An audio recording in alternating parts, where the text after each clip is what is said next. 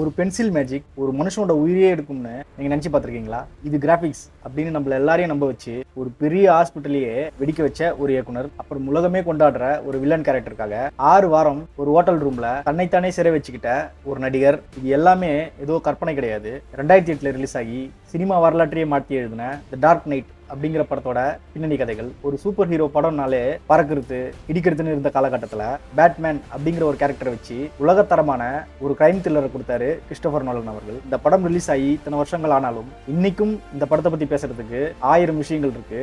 குறிப்பா ஜோக்கரா வாழ்ந்த Heath ledger செஞ்ச சில மிரட்டலான காரியங்கள், ஷூட்டிங் ஸ்பாட்டில் நடந்த பயங்கரமான விபத்துகள்னு நமக்கு தெரியாத பல ரகசியங்கள் இருக்கு. இன்னைக்கு நம்ம வீடியோல தி டார்க் நைட் திரைப்படத்தை பத்தி நீங்க இது வரைக்கும் கேள்விப்படாத, உங்களை ஆச்சரியத்தில் மூழ்கடிக்கிற பல சுவாரஸ்யமான தகவல்களை உங்களுக்காக நான் எடுத்துட்டு வந்திருக்கேன். அந்த வண்டி ஏன் அப்படியே தலைகீழாக கவிழ்ந்தது, ஜோக்கர் ஏன் அடிக்கடி உதட்ட நக்கிட்டே இருக்காரு, இப்படின்னு இதுக்கு பின்னாடி பல சுவாரஸ்யமான ரகசியங்கள் இருக்கு. நீங்க ஒரு பேட்மேன் ரசிகன்னா, குறிப்பா ஜோக்கர் ரசிகன்னா இந்த வீடியோ கண்டிப்பா உங்களுக்கு பிடிக்கும். ரொம்ப பேச வேண்டாம், நான் உங்கள் நரேஷன். வாங்க இந்த கோத்தம் சிட்டில நடக்கிற மர்மங்களுக்குள்ள போலாம்.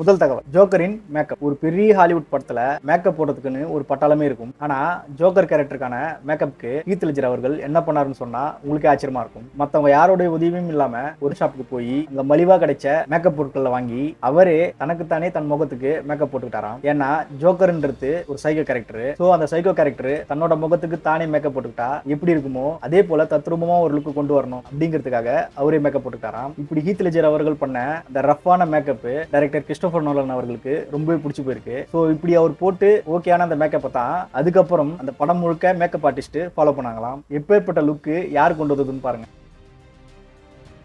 ரெண்டாவது தகவல், ஜோக்கர் உதட்டை நக்கும் பழக்கம். படத்துல ஜோக்கர் கேரக்டர் அடிக்கடி தன்னோட உதட்டை நக்கிற மாதிரி காட்டியிருப்பாங்க. இதை நிறைய பேர் நம்ம கவனிச்சிருப்போம். இது ஏதோ ஒரு ஸ்டைலுக்காக அவர் பண்ணது அப்படின்னு நம்ம நினைச்சிருப்போம். ஆனா உண்மை என்னன்னா ஹீத் லெட்ஜரோட முகத்துல அந்த வடுக்களை ஒட்டுறதுக்காக ப்ராஸ்தட்டிக்ஸ் மேக்கப் பயன்படுத்திருக்காங்க. ஸோ அவர் பேசும்போதும் சிரிக்கும் போதும் வாய் பகுதியாண்ட இருக்கிற அந்த ப்ராஸ்தட்டிக் மேக்கப் வந்து கலண்டு வந்துருமாம். அதை திரும்பவும் ஒட்ட வைக்கிறதுக்காக தான் அவர் அடிக்கடி தன்னோட உதட்டை நக்கிக்கிட்டே இருந்திருக்காரு. இப்படி அந்த ப்ராஸ்தட்டிக் மேக்கப்காக அவர் பண்ண அந்த செயல் அந்த ஜோக்கர் கேரக்டரோட ஒரு மேனரிசமாவும் மாறி இருக்கு. ஒரு சின்ன மேக்கப் யோசனை இன்னைக்கு உலகமே வியக்கிற ஒரு பெரிய ஆக்டிங் டிப்ஸா மாறி நிக்குது.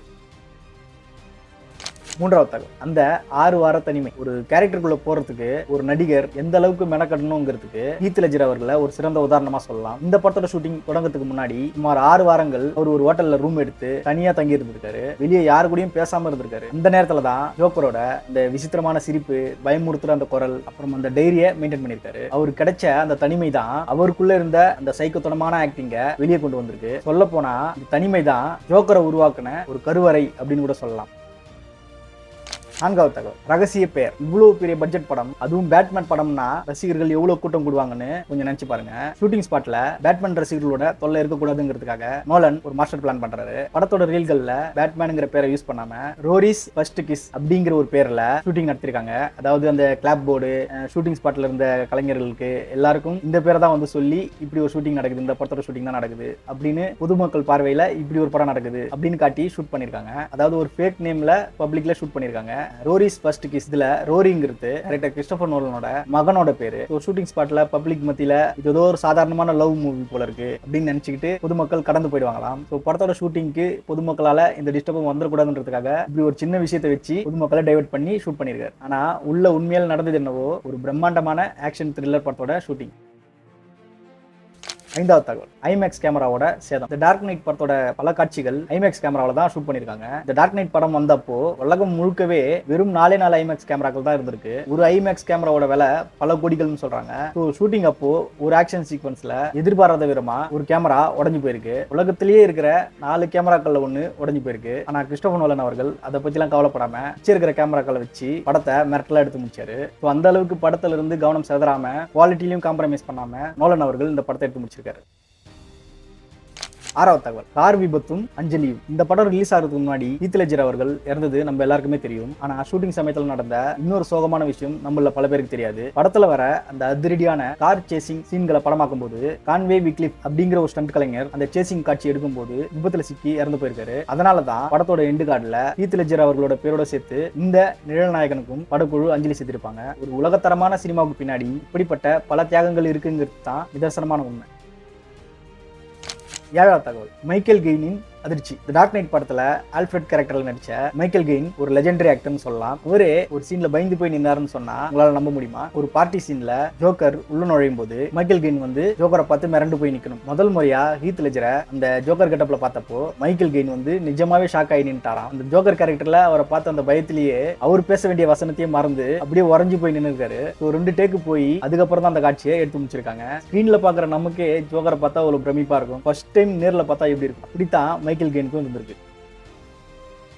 8வது தகவல், ஜோக்கரின் இசை. ஒரே ஒரு நோட்டு பயங்கரமான வெயிட். ஒரு படத்தோட பின்னணி இசைனா அதுல நிறைய ஏற்ற இறக்கங்கள் இருக்கும். ஆனா Oscar winner Hans Zimmer Joker கேரக்டருக்காக ஒரு வித்தியாசமான விஷயத்தையே பண்ணியிருக்காரு. ஜோக்கர் வந்து ஸ்கிரீன்ல வரும்போதெல்லாம் ஒரு விதமான ஒரு மெல்லிய பீச் அப்படிங்கிற ஒரு சத்தம் கேட்கும். அது முழுக்க முழுக்க ஒரே ஒரு மியூசிக் நோட்டை வச்சு உருவாக்கப்பட்ட இசை. அந்த மியூசிக் வரும்போதெல்லாம் ஏதோ தப்பா நடக்க போகுது அப்படிங்கிற உணர்வை பாக்குற ஆடியன்ஸ் கொடுக்கும் அப்படிங்கிறதுக்காக அந்த இசையை உருவாக்கி இருக்காரு.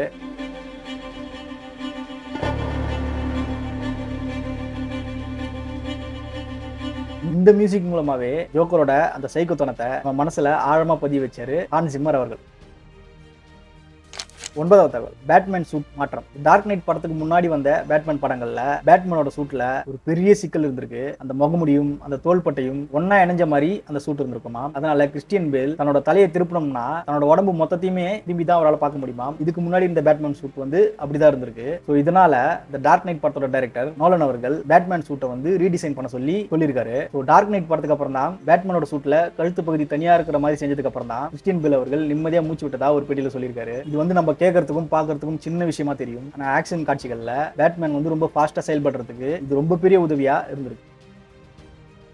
10வது தகவல், தற்செயலா நடந்த அந்த ஐகானிக் சீன். யூடியூப்லயும் இன்ஸ்டாகிராம்லயும் நம்ம ரீல்ஸா பார்த்த ஒரு சீன் இருக்கு. அதுதான் அந்த ஹாஸ்பிட்டல் பிளாஸ்ட் சீன். அந்த ஒரு பெரிய பில்டிங்கை கிராபிக்ஸ்ல வெடிக்க வைக்காம நிஜமாவே வெடிமருந்துகள் வச்சு வெடிக்க வச்சிருக்காங்க. ஆனா ஒரு சின்ன டெக்னிக்கல் கோளாறுனால ஜோக்கர் வந்து ரிமோட் அழுத்தும் போது பாதி வெடிமருந்து வந்து வெடிக்காம இருந்திருக்கு. அந்த சீன்ல ஹீத் லெட்ஜர் வந்து பதட்டப்படாம ஒரு நிஜமான சைக்கோ அந்த இடத்துல என்ன பண்ணுவானோ அதே போல ரிமோட்டை தட்டி அமுக்கி பார்த்திருப்பாரு. அதுக்கப்புறம் டக்குன்னு இந்த மீதி இருந்த வெடிப்பொருட்கள் வெடிச்சு பில்டிங் வந்து உடையும். அதுக்கப்புறம் ஒரு கேஷுவலா போய் அந்த பஸ்ல ஏறி போவாரு. ஸ்கிரிப்ட்ல இல்லாத இந்த ஒரு விஷயம் இன்னைக்கு சினிமா வரலாற்றுல ஒரு கிளாசிக் சீனா மாறி இருக்கு. நம்ம பாக்குற அந்த காட்சி ஹீத் லெட்ஜர் அவரா பர்ஃபார்ம் பண்ண விஷயம்.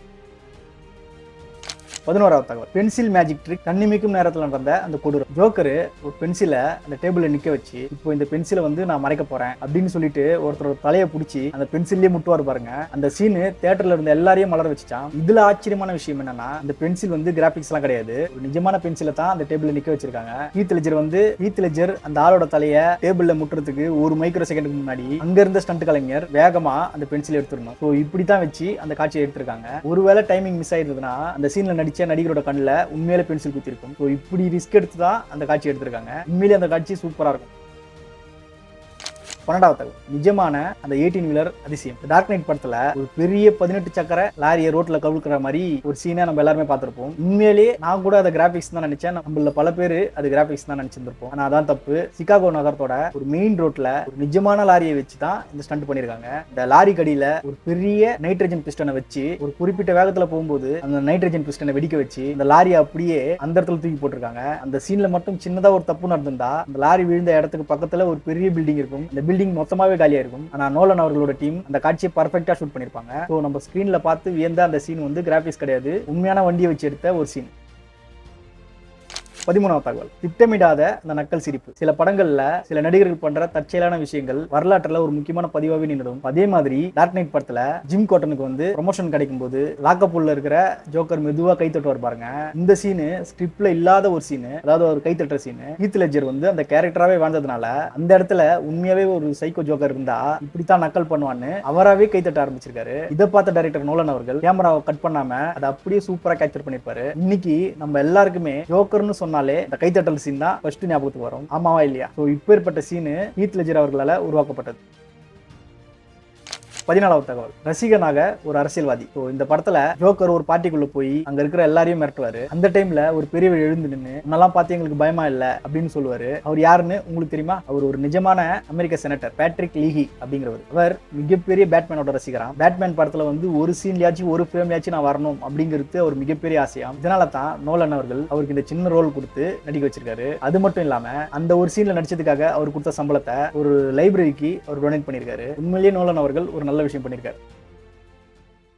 15வது தகவல், விருதுகளின் சாதனை. கடைசியா நம்மளுக்கு எல்லாருக்குமே தெரிஞ்ச ஒரு உருக்கமான தகவல், ஹாலிவுட்ல ஒரு சூப்பர் ஹீரோ படத்துல நடிச்ச ஒரு நடிகருக்கு ஆஸ்கார் கிடைக்குமாங்கிறது அந்த டைம்ல ஒரு பெரிய கேள்வியாவே இருந்திருக்கு. ஆனா ஹீத் லெட்ஜரோட மெட்டலான நடிப்பு எல்லா தடைகளையும் உடைச்சிருக்கு. ஆஸ்கார் உட்பட சுமார் 32 சர்வதேச விருதுகளை ஜோக்கர் கதாபாத்திரத்துக்காக ஹீத் லெட்ஜர் அவர்கள் வென்றிருக்காரு. துரதிர்ஷ்டவசமா அந்த விருதுகள் எல்லாத்தையும் வாங்குறதுக்கு ஒரு உயிரோட இல்ல. ஆனா ஒரு நடிகனா உலகமே வேக்கிற அளவுக்கு மிரட்டலான நடிப்பை அவர் கொடுத்துட்டு போயிருக்காரு. அதனாலதான் இன்னைக்கும் இந்த டார்க் நைட் படத்தோட அந்த ஜோக்கர் கேரக்டர் இப்ப எல்லாரோட மனசுலயும் சிம்மாசனம் போட்டு உட்கார்ந்திருக்கு. உண்மையிலேயே இவ்வளவு பேர் நடிகன் இருந்தது ஹாலிவுட்டுக்கு மட்டும் இல்ல, உலக சினிமா ரசிகர்களுக்கும் மிகப்பெரிய இழப்பு.